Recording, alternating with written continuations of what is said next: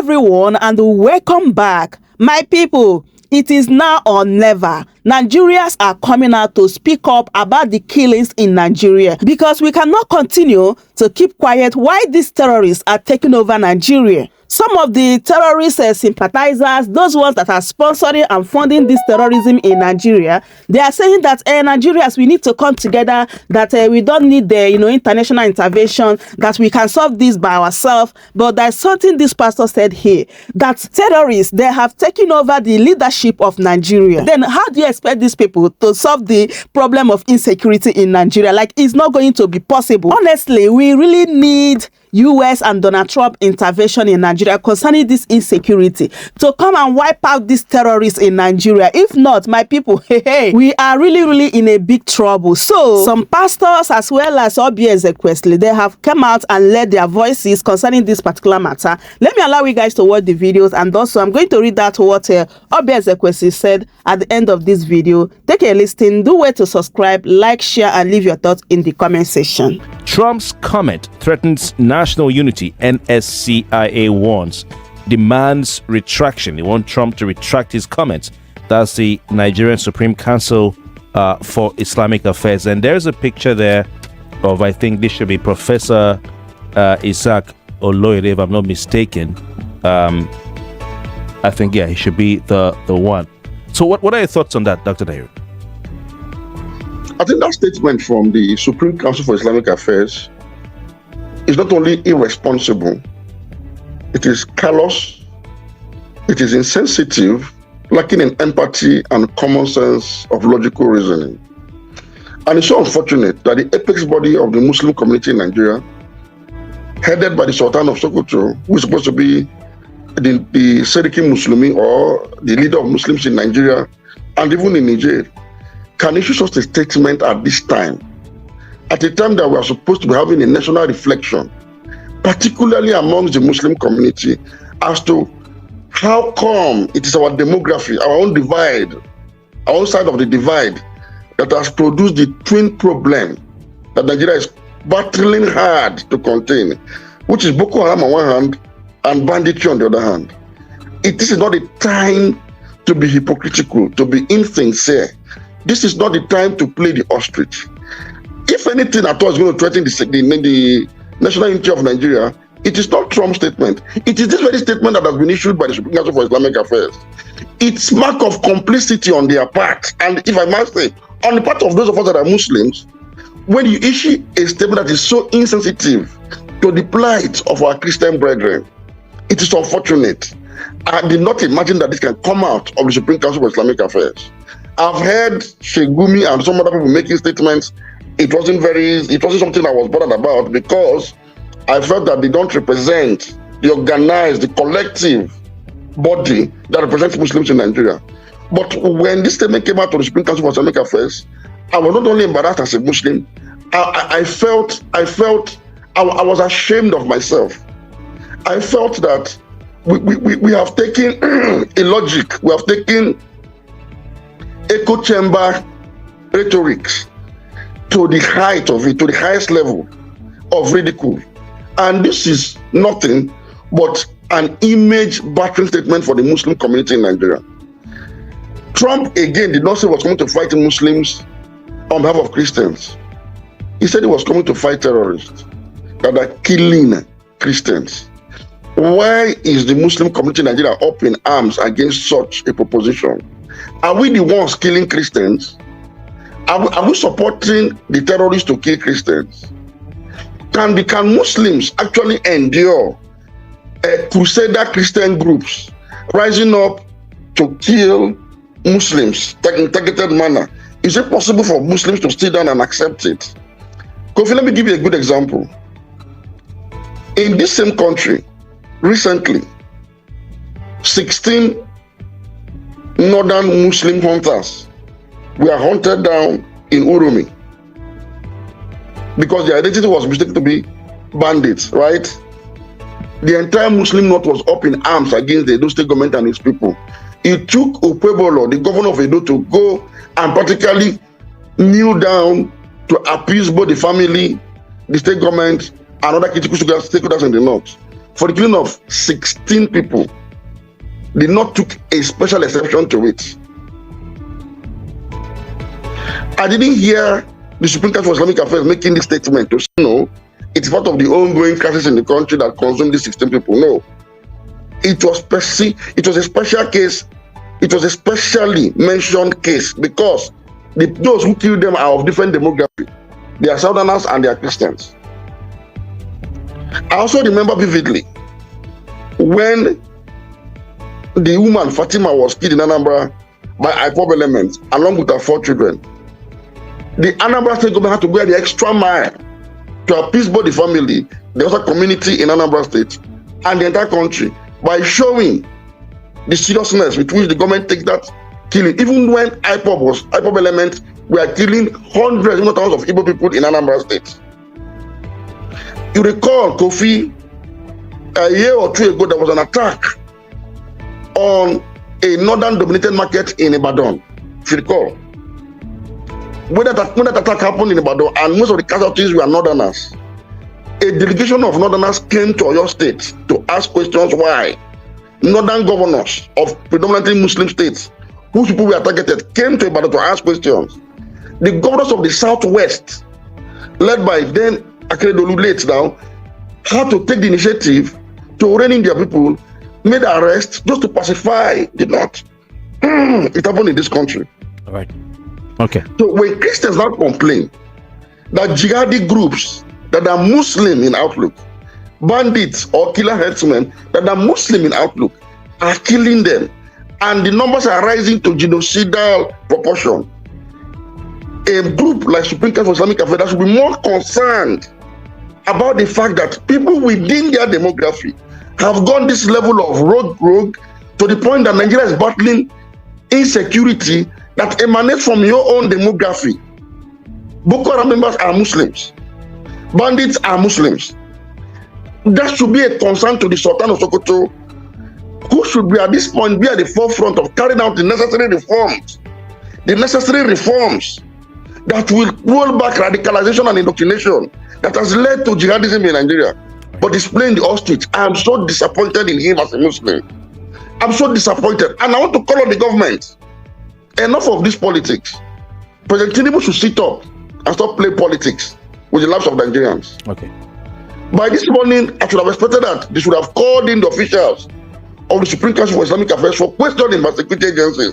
And that should include the Sultan himself. The federal government cannot be making consolatory statements towards the international community. And they are here making provocative statements, asking Trump to retract his statement. How do you reconcile that? They need to be reined in.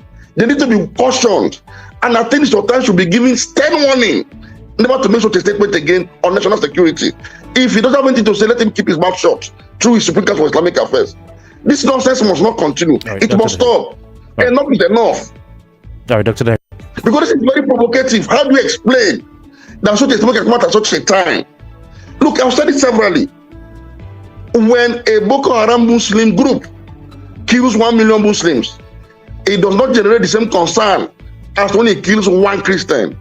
Because genocide has to do with targeted killings on the basis of creed, race, ethnicity, and all other factors that are peculiar to the humanity of the victim. All right, Dr. And so genocide in this instance can be raised when the numbers are rising, especially when a group has been attacked by a group that is of different ethnicity and religion from them. All right, so it's unfortunate. All right, so the council, the Sharia Council have asked the president to review the appointment of Professor Joash Amopitan in relation to a legal opinion he offered as part of a study which we discussed on Friday, wherein he described the insecurity in the northern part of the country based on the reports and the numbers put out by internationally recognized agencies. He described it as of genocidal proportions. So they're saying that he's not balanced, religiously, and that probably the president needs to reconsider, his appointment, probably replacing. I don't know if you've heard that stuff. First and foremost, I do not know why we have a group called Supreme Council for Sharia in Nigeria. I don't know why that group exists. that group should be disbanded. And the statements that are part of that group has been irrational, provocative, as if somebody wants to plunge Nigeria into a sectarian warfare. A group that calls itself Supreme Council for Sharia in Nigeria. You know, when people make such statements, they will turn around and blame others for Islamophobia. These are the same groups stoking Islamophobia. When Muslims like us are trying to reflect the beauty of Islam, the peace that Islam is, the humanity that is at the core of Islam, through our words, our writings, and our conduct, groups like this will come out and make no sense of our efforts. They will come out gun blazing, attacking people of other faiths, making reckless statements. I mean, such a group in the first place should have nothing like National Council for Sharia in Nigeria, because I believe it's a government-backed group. Somebody is entering salaries from the collective patrimony of Nigeria under that aegis, and all they do is to use such provocative statements. So I'm starting my comment today on this matter on the fact that that group should be scrapped. They should scrap that group. Then secondly, again, like I said of the Supreme Council for Islamic Affairs, this group, this particular, whoever made statement from this group should have been arrested by DSS by now. President Tinubu, wake up before this will cause anarchy and chaos in this country. Wake up. Wake up from your slumber. Wake up from your politically induced slumber. Before this will cause chaos in this country. Before they cause a real sectarian war in this country. This is another of such irresponsible statements. Right. Professor Abibuton is a scholar. He's a scholar. That is the findings of a thorough work of scholarship. And it can never be faulted. Never. Okay. All right. In 2018, let me remind this group, over 300 Christian monarchs were killed in Plateau. More would have been killed, but for that imam who saved over 200 in his mosque, right? A group called Miyeti Allah. Miyeti Allah. Underline that word. Miyeti Allah. A Fulani Muslim cultural group took responsibility for that killing. The leadership of the group made a statement to the Nation newspaper, which other media houses actually copied and pasted. But when the government of the day that was clearly sympathetic to them, the body government, when they realized the gravity of making such a bit that took responsibility, they pressured media houses to drop the story. But Nation stood by his own story and said, I spoke to their leader and he said, we are responsible for the massacre. In the killing of 300 people in one instance, is that not a genocidal level of killing? Okay. All right. Can the Christian group in this country, self-proclaimed Crusader group, pick up arms and kill, even 10 Muslims without the same groups coming out, gun blazing? We have to leave it at that. 1992-93 in Kaduna, a riot broke out which they call the Zango Kataf riot. I was a young boy, very, very young then, and people were killed in scores. If you are not an Hausa person practicing Muslim in Islam, they were killed. Especially if you are from the southern part of Kaduna, the tribes from the southern part of Kaduna, they were massacred. It was called the Zango Kataf riot. And if the next thing they do is to burn churches, kill Christians, and then if they are done with that, then they focus on businesses that is for Igbo people, Igbo-owned businesses, and they destroyed it. I grew up knowing that Christians are an endangered species in Nigeria. In the year 2000, when the Sharia riot, how many of you have heard of the Sharia riot? Hundreds of thousands of people were killed in Kaduna. I can remember vividly that we had to defend our house from people. They brought some Fulani boys and they faced our house. They were shooting arrows. They were stoning our zinc. They spot our zinc, shooting arrows. Even though I was a Muslim then. Even though my father was a Muslim then. But because majority of the people in our compound were Christians, so they were willing to destroy every one of us because we're living with Christians. I can remember a particular church in Mando, for those that know Mando, in Kaduna, called Chapel of Redemption. That church was destroyed. And so from that time, anytime there's a little hanky-panky in Nigeria, the first target is churches and Christians. And this has prevailed for a long time. That even if there's a problem with in another country, the Muslim and the Hausas in Nigeria will rise up and begin to kill Christians. How many of you remember the Miss World crisis in 2002, 2001, 2002? That somebody threw a picture of Muhammad or something in France, long away in France, and they began to fight in Nigeria. Are you following me? Christians are endangered species. Now let me give you, and that's how it has continued. Scores have been killed, and they focus on regions where there is a mixture of both Christianity and Islam. If you look at states like Kaduna, states like Plateau State, states like Nasarawa, states like Taraba, states like Benue, states like Bauchi, states like Gombe, states like Borno. These are places where they focus on because they intend to eliminate every living Christian in that place. Anybody that debunks it is a total lie, because I have grown and lived in the north. I've spent 80 to 80% of my life in the north, so I understand this thing. Several times, I cannot forget the Sharia riot. We were running for our lives, even though we were Muslims, but we're still running, because as far as you are not of the ethnic group practicing what they practice, you are a victim. You can be burnt alive. Many of us saw human beings that were burnt alive, like roasted like yam. And it has been going on for a long time. The genocide against the Christian faith. Are you with me? Many years ago, in Kano State, a man was beheaded. And anything they talk about, he said blasphemy. And guess who was the person that led it? The man called Sanusi, Lamido Sanusi, was the one that led him on. And they beheaded him, they killed the Igbo man. They killed him and they put his head on a stake and they were using it to parade the city. You will understand of a woman also that is an evangelist. Evangelist Eunice that was preaching about 2016 or 18 in Abuja. And they killed her. We cannot talk about a young girl called Deborah Samuel that was killed. I schooled in Jos, and for years, the people of Plateau have been massacred. Riot breaking out every single time. The word that the moment anything happens, the next people that are victims are Christians. And it is unfortunate that all these years the government have not been able to do anything about it. But the agenda is deep. Are you with me this morning? Why am I saying? Because I don't want us to be an ignorant people.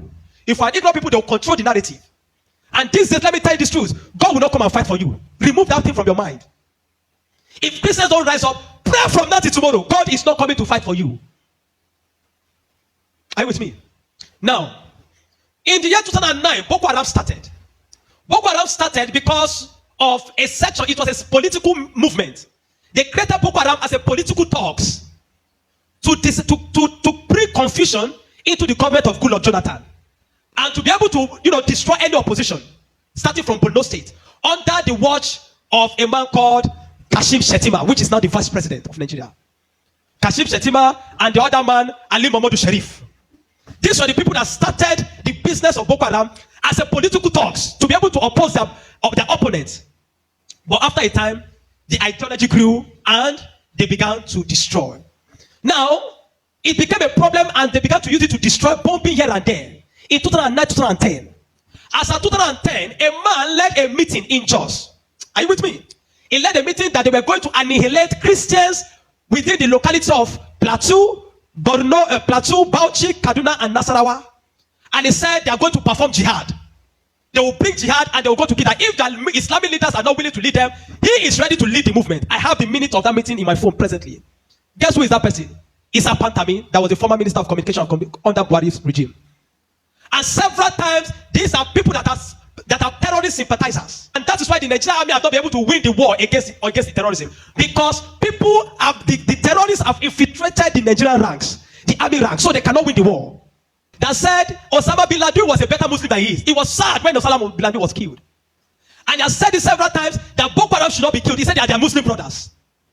How do you win a war against terrorism when there are people high in government that are sympathizers to terrorism? How do you win that war? Now, there are 4 categories of insecurity or people that are causing insecurity. Number 1, you have Boko Haram. Number 2, you have bandits. Number 3, you have Fulani herdsmen. Now, I'm going to show you how they are connected. Many people don't know. The Boko Haram and the Fulani herdsmen have one mission. The mission is simple: Islamize Nigeria. Come to a territory that are Christian dominated, kill everybody there, occupy their land. Go to Benue, look for a community, kill them there, occupy their land. That is always me. Boko Haram and the Fulani herdsmen. Have you noticed? The Fulani herdsmen they don't kidnap, they kill. There's hardly a place you hear that Fulani herdsmen capture that they say these are Fulani herdsmen. No, when they go, they kill. How do they kill? They kill with guns. You must now ask yourself, how does a Fulani man get AK-47? Do you know the cost of one AK-47?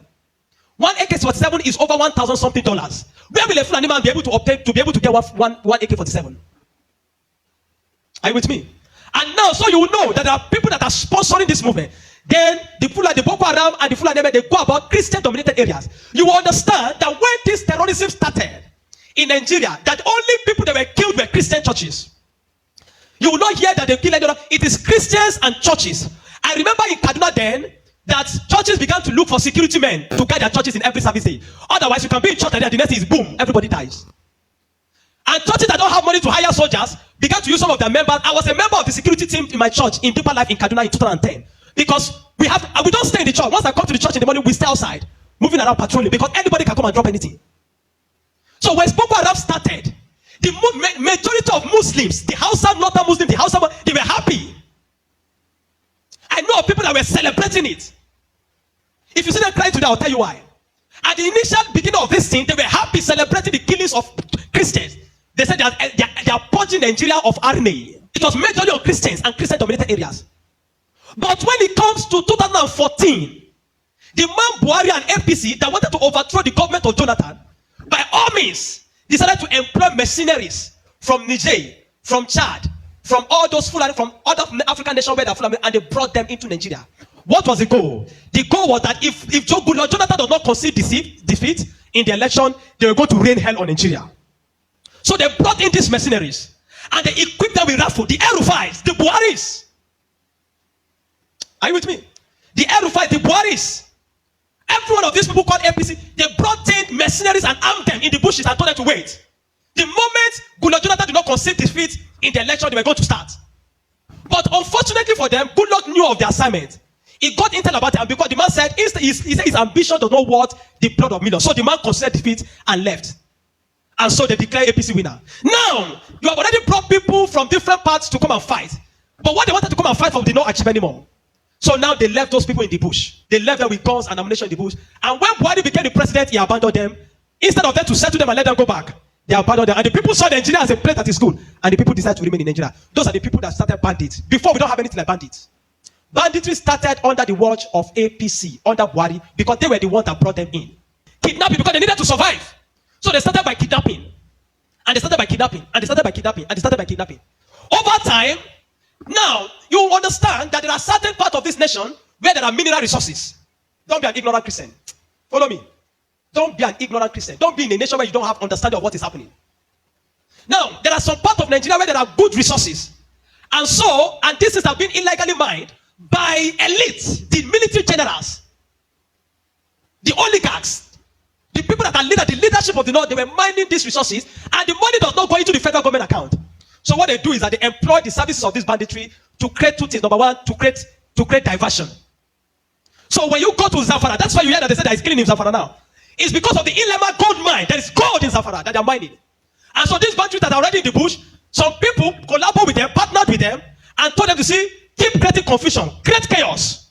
When you keep creating chaos, the Nigerian state and the people of Nigeria will not be able to focus on the illegal mining. They'll be concerned about the insecurity.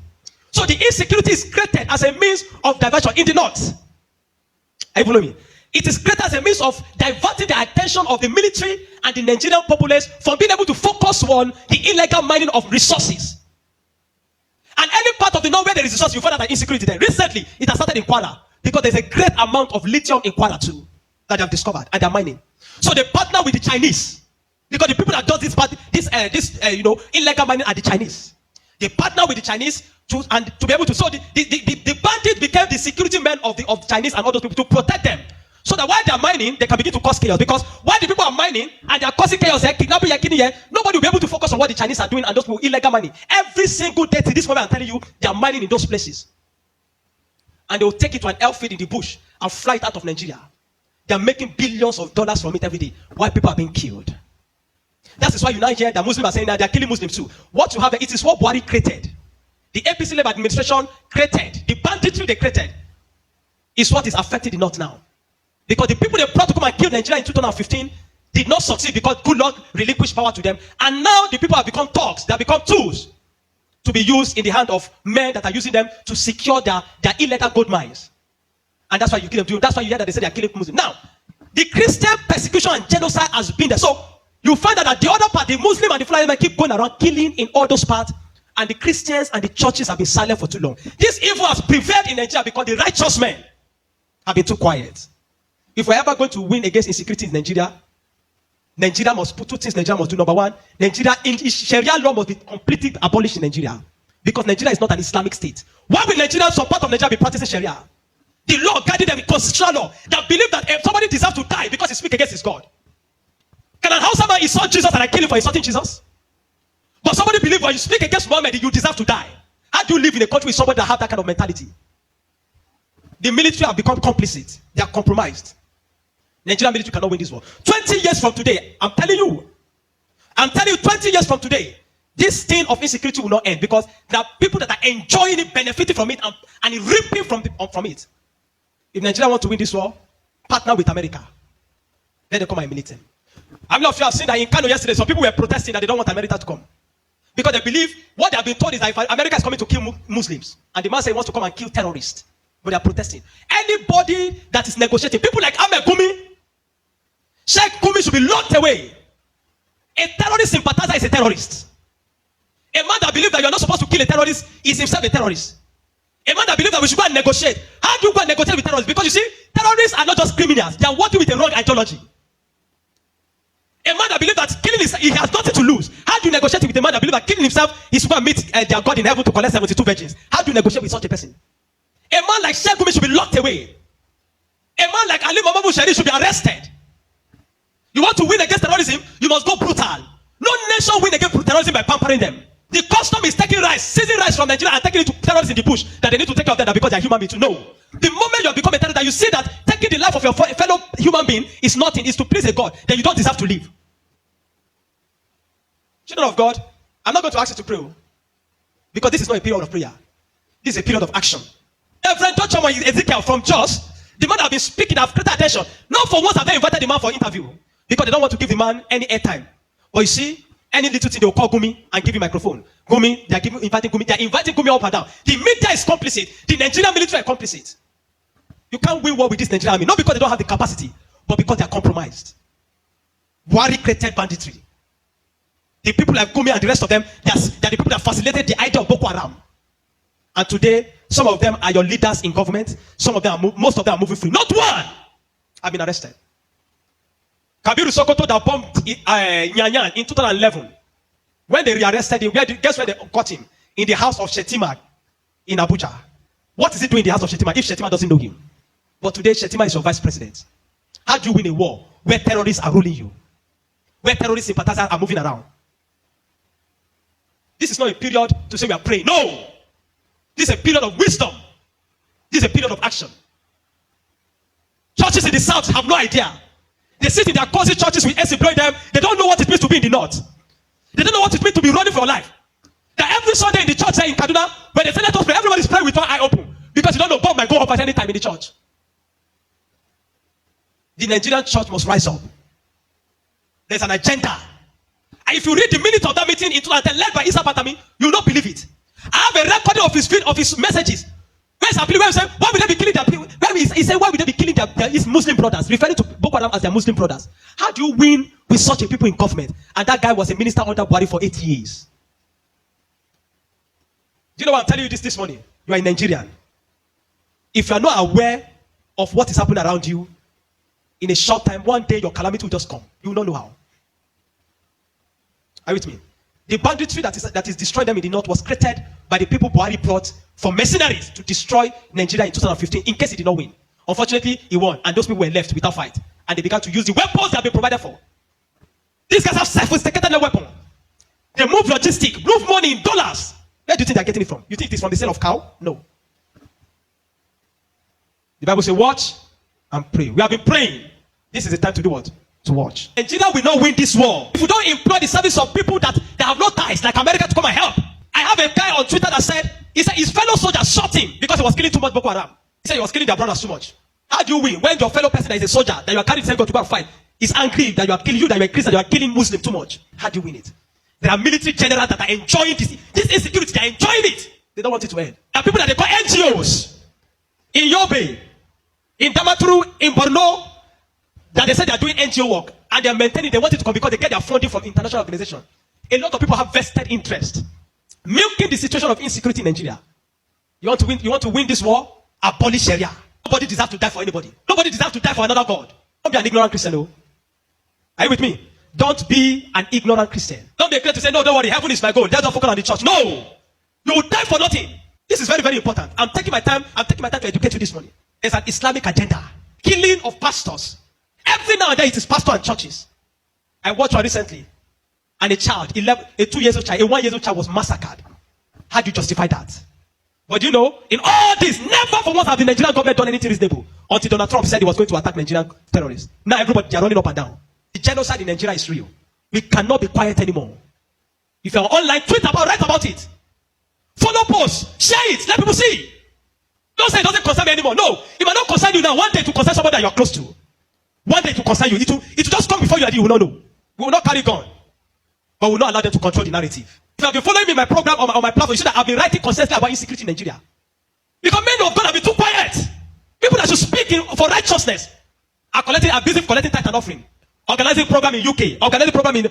None of them is organizing program in Zamfara. Revival program in UK, revival program in Canada. Places that are peaceful. Go to Zamfara and organize revival program.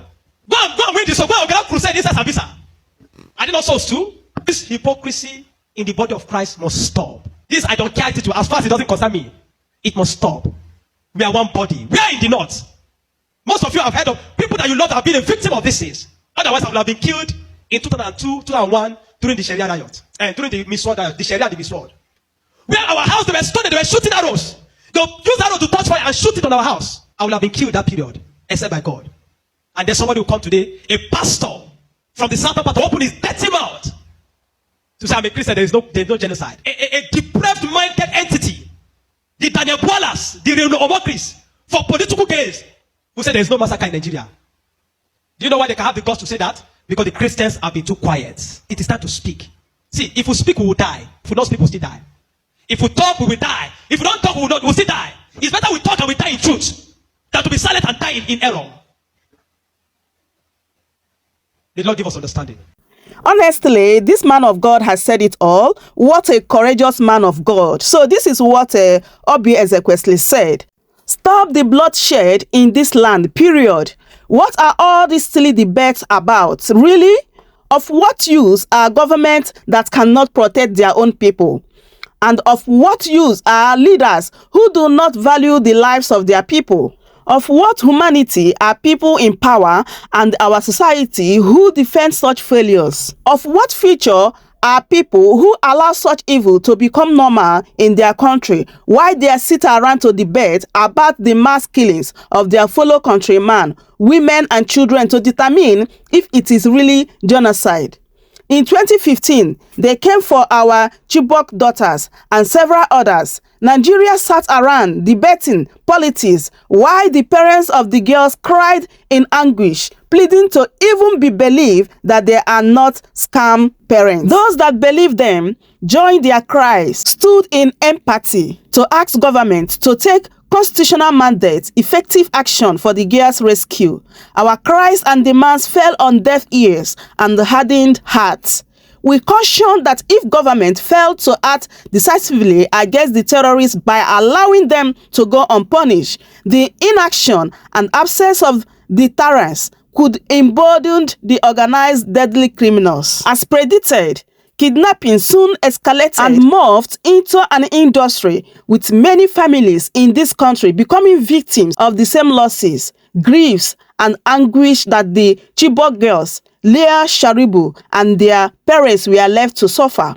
More than 90% of the Chibok secondary school girls that were abducted were Christians. I, for example, did not know this until much later in the demand for their rescue and justice. Sharibu was punished for being a Christian and not released along with her classmates when government negotiated their freedom. Yet, as kidnappings and killings escalated, rather than take responsibility and act effectively, governments were more interested in unleashing all manners of assaults in innocent citizens who demanded for accountability and results. I ask again, of what use are leaders and government that cannot protect their own people? Stop defending the indefensible. Stop the irresponsible deflecting.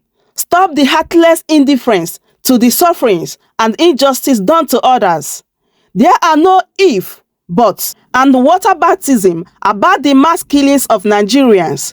Just be human by imagining what it feels like to be in the line of vulnerability that historic, courageous, and incredible Reverend Ezekiel and others have been calling all of us to see. When your fellow humans tells you they are being targeted, learn to listen with human compassion. The death and the death of empathy is the basis of some of the horrible definitional debate on genocide that is going on in a land where hundreds of our fellow citizens are killed daily with impunity. Even Eli Mohammed called it genocide in 2023 when he was Minister of Information. Yes, the same Lai Mohammed that Nigerians know. So, what really is all the debate about? One more Nigeria does not deserve to be killed while our government do nothing, period. Be human beings for a change and stop majoring in a minors. It did not have to take the insult and threat from Trump to wake our government to the duty of care its own every citizen in Nigeria. Again, be human beings for once. Stop the bloodshed in our land, period. So my people, that is what Oby Ezekwesili said concerning what is going on in Nigeria right now, especially after Donald Trump said that he is going to, like, US going to step in if Nigeria government did not move in like fast. And seeing everything that are going on in Nigeria after Donald Trump made this particular statement, it is now obvious that Nigeria government, they are not ready to tackle the insecurity in Nigeria, or they are kind of not capable of solving this particular insecurity problem in Nigeria, because there have been like killings, kidnapping, like every day by day. My people, there is massive killing in Nigeria right now, and Nigeria government is as if we don't even have government in Nigeria. Oh my God. May God save Nigeria, so honestly. So my people, I make I bring this update to you guys. I don't know what you think. I would love you guys to leave your thoughts in the comment section as always. Subscribe, like, share, and yeah, I will see you guys in my next update. Goodbye for now.